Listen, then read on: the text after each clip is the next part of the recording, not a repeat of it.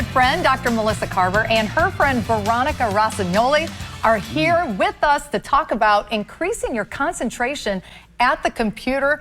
Good luck. I was just going to say that. Ladies, take your best shot because this is a challenge. It is. There's no doubt because you basically have the world open to you. Exactly. It's infinite possibilities. And you log on to do one task, and you end up down these rabbit holes. Yeah. And if you're like myself, you have 25 tabs open, Yes. and down a rabbit hole on each tab. And you justify, Yes. you're like, oh, I'm going to just look this up. It's just going to take a second. Yes. And then an hour later, the rabbit hole That's you're right. stuck in. So where do we start with this? How do we stay on task? Well, first of all, minimizing those tabs. And I do have to talk to myself to do that also. Okay. So when you notice those tabs are going across the screen, let's get some of those off of there.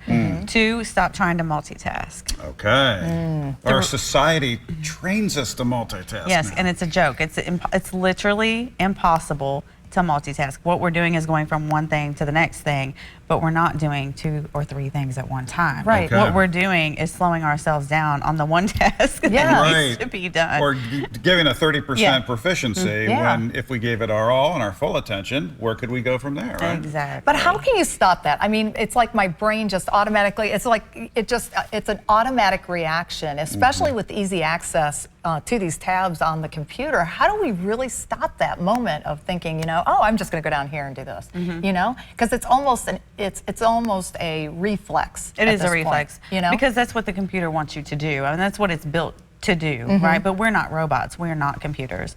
So it's what we're doing in the moment, the self-talk, and it's also incorporating other things outside of that moment. Like that's why I wanted to bring Veronica on today, because yoga is one of those things, and yoga is a tool that we can use when we're not at the computer to help us concentrate more. Okay, when so we're this on is the computer. fascinating. Yes. Veronica, tell us a little bit about how to use some of these friends. skills. Good to see you. Thanks Good for to coming. see you guys. Well, there's multiple ways. The most logical thing is anytime you're in an aversion or your head falls below your heart, you're increasing your circulatory system's ability to function. You're increasing your lymphatic system's ability to function. And obviously you're oxygenating your brain. Okay. So when you're letting the blood flow in, that's one way. But the sneaky way that yoga teaches us to be more mindful is it pulls you into the present moment.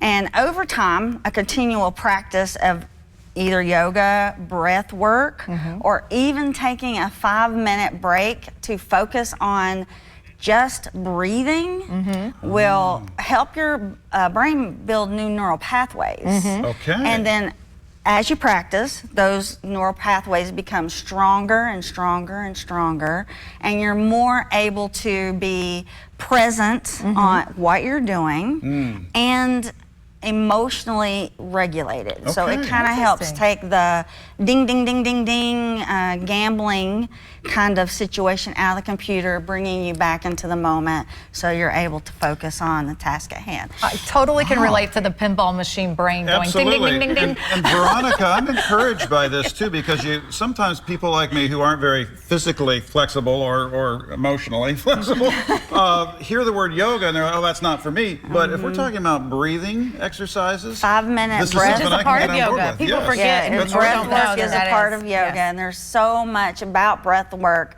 that you can learn, but just a simple following your breath in and out. And the best way to kind of bring your mind into this is the little triangle part here under your nose. Yeah. You need to feel the air pass as it comes in and pass as it comes out. If you focus on that point as you're breathing, Okay. it keeps your mind focusing on the task at hand. Right. The other aspect that I really want to talk about is people think that your mind has to be quiet, and that's not true. That's not true at all. You have to give your mind grace to have thoughts.